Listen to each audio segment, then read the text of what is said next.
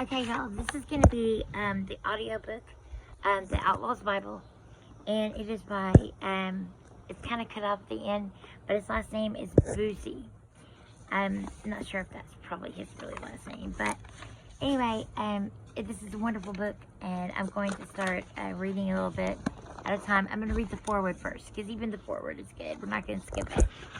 Okay, the foreword of The Outlaw's Bible. Okay. Every now and then, the forces of time, circumstance, and fate come together, and certain lives and happenings enjoin. I met E.X. Boozy on the yard of a maximum security prison. He was diligently studying law books, taking notes, and typing voluminous pages of material. Being a jailhouse lawyer myself, I instantly thought, wow, this guy must have some case. He must have some case, is what he said. I was eventually introduced to our author, and we spoke of politics, religion, and philosophy. We came to find that our experiences had brought us to a perception of the American justice system which we shared in common, that it exists only for the benefit of the ultra-rich. What EX had been laboring on was his own reaction to this unhappy insight. It was the book you are now holding. The Outlaw's Bible is not just a book for lawbreakers. It is for all people who undertake this to seriously learn about the legal rights supposedly available under the U.S. Constitution. The average man or woman never thinks about rights or legalities. I find it strange that there are absolutely no basic studies of law in any public school, yet the Law Library of Congress contains an amazing 7 million books on law alone. You simply can't get through a day without breaking some law or other. As you read this rare treatise, remember that someday, somehow, you may need to hide from the police or avoid prosecution. This book contains the only non-violent weapon you can arm yourself with. Use it. Take it very seriously. That was written by Avi Naftel, Arizona State Prison, in 1985. Cool. Alright. Then we have the table of contents, of course. Now, orientation and introduction. Okay? We're going to do chapter 1, introduction. And he has a quote at the top.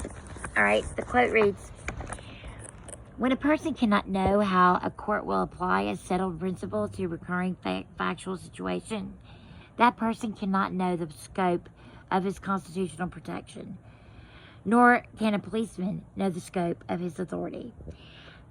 Justice Potter Stewart, New York versus Belton. That was by a judge in 1981. Okay, it begins. You're likely to get in trouble. Perhaps it's because of your weakness for some game, for some good smoke now and then, or because the out-of-season games tend to find its way into your freezer. Out-of-season game, he said, tend to find its way into your freezer. Maybe you keep a handgun in your car, or can't resist exaggerating a bit when you fill out loan applications, income tax forms, and the like. In one way or another, most of us do occasionally break the law. It might even be that you're into something a bit more substantial, such that you'd be considered a professional outlaw. Maybe you deal drugs, smuggle, hustle, steal, or engage in some other illegal operation for profit. Perhaps you're already a fugitive with your name on the hot list and the law on your tail. Whether you're a lawbreaker or you just like the company of those who are, your ignorance about the law makes you a danger to yourself and to your friends. It could easily cost you your life. It is primarily for your benefit that this book was written, so read on and be the wiser. If, on the other hand, you're as innocent as a newborn lamb and merely harbor a little academic curiosity about how your own rights measure up against those of the politics, then this book is for you also.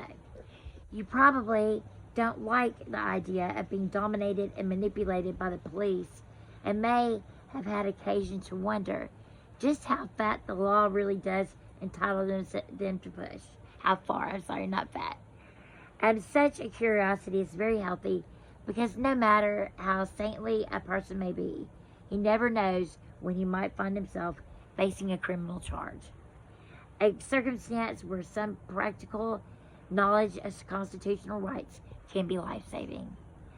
Law books are too dry and technical for most people to read, and this is why the average citizen never really learns what his rights are. It fits right into the plans of those captains of the system, the cops and the lawyers, because with the citizens in the dark, they can do pretty much what they please without recriminations. And this book aims to put a stop to that situation by laying out in plain English an up-to-date overview of the citizens' legal rights against police activity. And it gives an explanation from the common man's perspective of how the criminal justice system works in real life. It tells precisely where and to what extent a person has a legally reliable right to extent of privacy. It tells precisely what limits are imposed by law upon the police. In short, it tells you how the cops operate, and how far they can go, and what they can and cannot expect to get away with. While the presentation of this material is non-technical and geared to the ordinary person, precision and completeness have not been abandoned. The idea here is to present an accurate picture of the overall law that governs us, regardless of which state we happen to be in at the time. Most of this information has therefore come from the federal law books.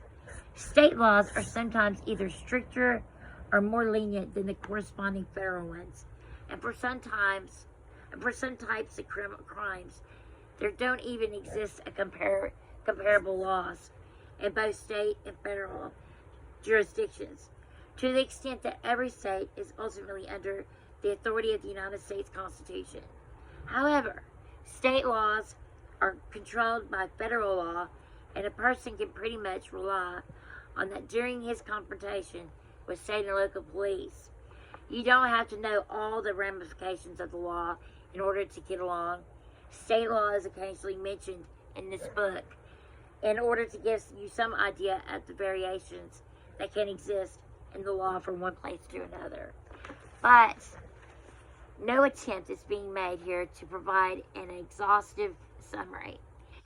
This book is strictly for getting the big picture. If you want to know exactly where you stand, you'll have to go to a local law library and look up the state and federal statutes that apply to you where you are. Either that or ask a lawyer. Every person knows that he doesn't want to go to jail. You don't need a book to tell you that. Unless you've had personal experiences with the criminal justice system, however, it isn't likely that you really know what you're up against. Those of you who've already taken a fall know what the system is all about. You've met the players on the field and seen them in action. You may skip on ahead to chapter 5.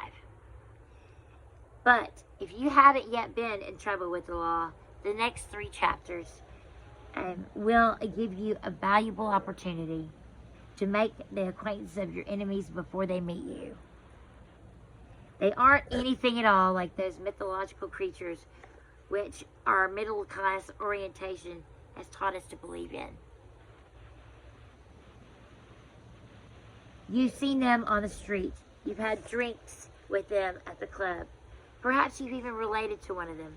No matter how well you think you've known them, however, you really don't know them at all until you've seen them from behind bars. The insight that comes from the perspective is very important, for it teaches you to beware of them and to avoid underestimating them. Underestimation is the deadliest sin of all.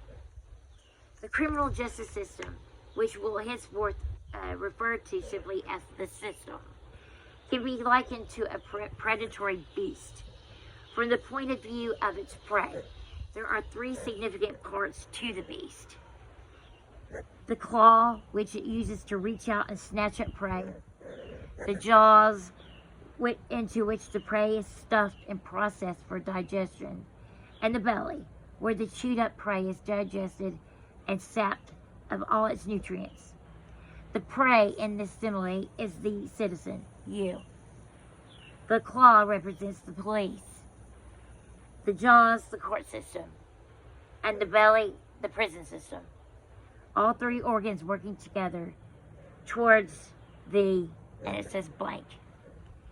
You can learn to look up the law for yourself by reading Legal Research in a Nutshell by Morris L. Cohen. Okay, now, this is the chapter 2, and it's called The Cops. See that? The Cops. And he's got a quote at the beginning of each chapter, it looks like. And this quote is by William Shakespeare. He says, "Thou hast seen a farmer's dog bark at a beggar, and the creature run from the cur. There thou mightest behold the great image of authority, a dog's obeyed in office." The most visible member of the system, and the first one you'll come in contact with, is the cop. He isn't always recognizable as such, because it's his state of mind rather than his clothes which makes him what he is. His ambition is to control the behavior of other people. He lacks imagination and tends to think in a linear fashion.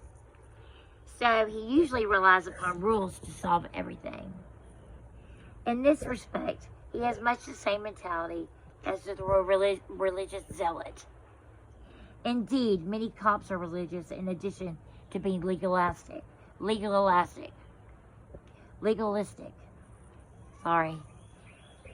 believe that the world is in conflict between absolutes of right and sustaining the triumph of the fight over the wrong.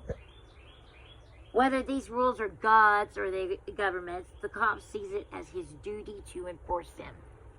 Organized government holds the championship title for rulemaking, so it's not surprising that this kind of person would be attracted to it for a livelihood.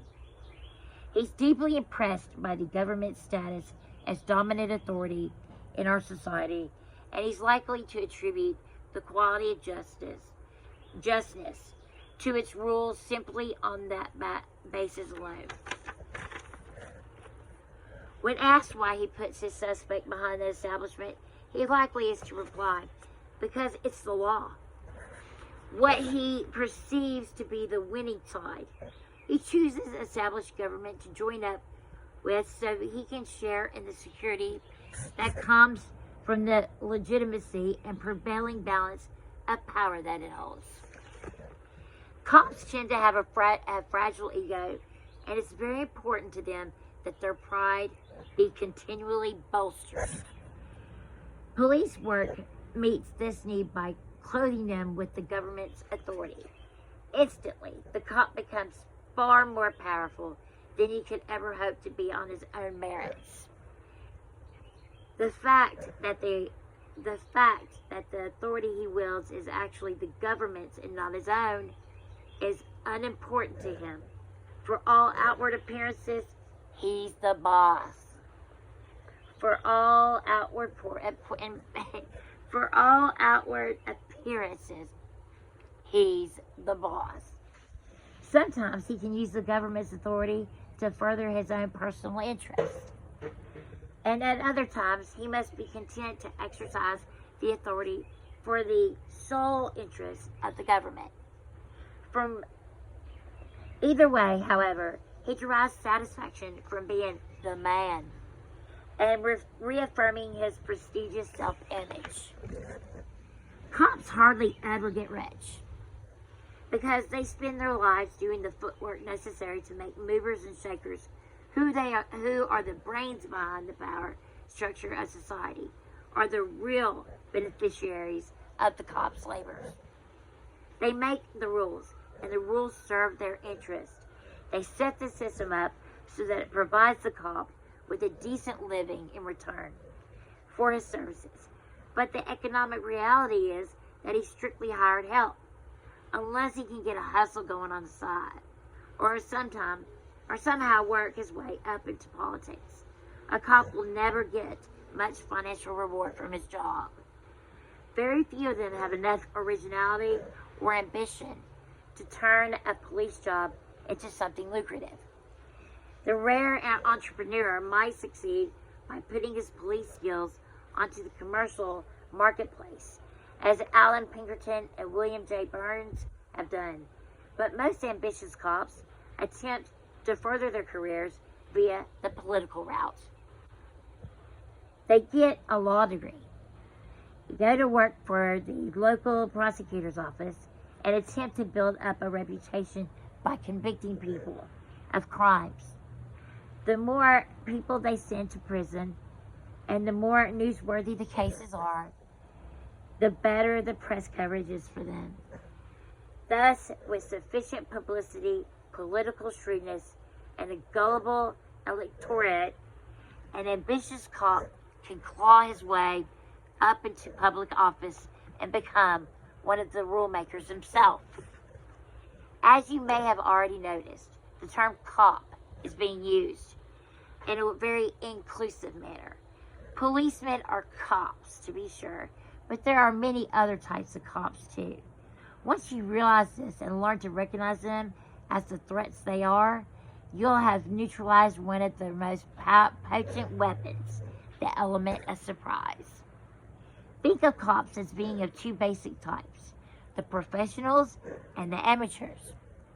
Professional cops are in police and security work as a full-time vocation and may be either governmentally or privately employed. At the lowest rung of government are the municipal cops, notably the police and fire departments. City police, the boys in blue, are the most visible of all cops, since they patrol the streets in uniform. Their brothers in the fire department, however, shouldn't be underestimated just because firemen aren't primarily concerned with crime. They work closely with the police. In fact, fire inspectors are the ones who are in charge of arson investigations. Moreover, firemen are often likely to come across contraband or other evidence likely to come out, are likely to come across contraband or other evidence while putting out a fire. Their mentality and sympathies are basically the same as the police. At the next tier of government, the county and state level, there's a massive profusion of cops doing the government's work. The most important ones are the state police and county sheriff's departments, and their respective salaries. I'm sorry, y'all. I'd look up, and when I look up, I lose my place. Okay, let's see. And their respective state and county attorney's offices. There are the cops that handle most of the felony prosecutions. The prosecutors are sometimes referred to as district attorneys or DAs, and their big boss is the state attorney, top executive officer of the state. Other cops at this level are government and include those of the coroner's office, tax office, health department, and forest service, to name a few. On the federal level, we find a further plethora of cops, what we'll henceforth refer to in this book as the feds. Some of the better-known agencies include the Federal Bureau of Investigation, the FBI, Bureau of Alcohol, Tobacco, and Firearms, the ATF, Drug Enforcement Administration, the DEA, Secret Service, Marshal Service, Postal Inspectors, Internal Revenue Service, the IRS, Federal Aviation Administration, the FAA, Securities and Exchange Commission, the SEC, the Federal Communications Commission, the SEC, and National Park Service. Looking out for our national frontiers are the Coast Guard, Border Patrol, Bureau of Customs, and Immigration and Naturalization Service. We mustn't forget the military either. The armed forces are the country's police force on the international level. Of particular significance are the spy outfits, such as the Central Intelligence Agency, the CIA, and National Security Agency, the NSA, as well as the various internal police agencies within the Department of Defense, military police, the OSI, and etc. Other countries, of course, have their own equivalents of all these officers. There's also a non-governmental organization called Interpol, which helps the government cops of different countries to coordinate their efforts on a worldwide scale. Privately employed cops should generally be recognized within the two basic categories: those of the private sector and those who conduct certain business services. The private sector refers to all manner of police and security type jobs which are hired commercially. Private investigators, detective and guard agencies, insurance investigators, and private industrial watchmen make up this category. These jobs usually require government licensing, and they're often filled by ex-government cops. Skip tracers, bounty hunters, and repossessors occupy the lower echelon of the private sector. They provide the muscle for tracking down welchers, bell jumpers, and unpaid for vehicles for the benefit of the private concerns which may have financial interest in them. Various business services, notably credit bureaus, computer services, and information services, also represent a category of private cops. Their low visibility and the subtlety of their police functions make it inapparent to most people that these are indeed cops. They compile vast files of information on you, private concerns, and the government, any of which can use it against you. Amateur cops are ordinary people who get involved in police work without making their living off of it. They're often simply public-spirited citizens who are guiled into aiding the police by virtue of their good-natured desire to help people. Some of them are members of organizations such as the Boy Scouts, Civil Air Patrol, the JCs, and radio hams, and which incidentally, let me change hands, it's getting late, it's falling asleep. Which incidentally happen to support the police. Others are police groupies who hang around law enforcement agencies in order to satisfy a psychological need. In many places, the police have actually solicited senior citizens' youth and other folks with spare time on their hands for their participation in police auxiliary groups. They put the volunteers to work doing repetitive or unskilled tasks so that the paid police can be freed up for other duties. In some localities, the amateur cops are organized into block watch patrols which drive around with walkie-talkies, reporting on anything suspicious that they happen to see. Moralistic and often prejudiced, the police groupie tends to suffer from an exaggeration of all the worst qualities of the cop mentality. The sleaziest species of amateur cop, and the